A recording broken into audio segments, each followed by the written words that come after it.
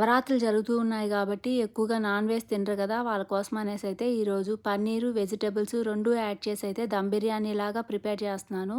Stove వెలిగించి pan పెట్టుకొని oil కొంచెం, ఘీ కొంచెం యాడ్ చేసుకొని ఆనియన్స్ అయితే బ్రౌన్ కలర్ వచ్చేంత వరకు బాగా ఫ్రై చేసేసుకోండి. వెజిటబుల్స్‌ని యాడ్ చేసేసుకోండి. వెంటనే నేనైతే మసాలాలన్నిటిని అయితే ఇంతకుముందే పెరుగులో మిక్స్ చేసి పెట్టేసుకున్నాను.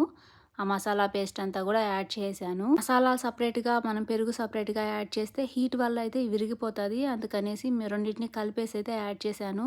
వెజిటబుల్స్ కొంచెం సేపు బాగా కుక్ అయిన తర్వాత పన్నీర్ యాడ్ చేసేయండి. కొత్తిమీర, పుదీనా కూడా యాడ్ చేసేయండి.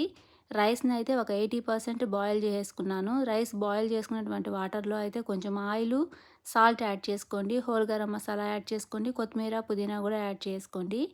కుక్ అయినటువంటి రైస్‌ని అయితే వెజిటబుల్స్ పైన యాడ్ చేసి ఒక 10 మినిట్స్ అయితే దమ్ పెట్టేయండి. మనం పన్నీర్‌ని ఫ్రై చేయకుండా యాడ్ చేసినా సరే అది మనకు దమ్ అయ్యేటప్పటికి కొంచెం ఫ్రై అవుతది.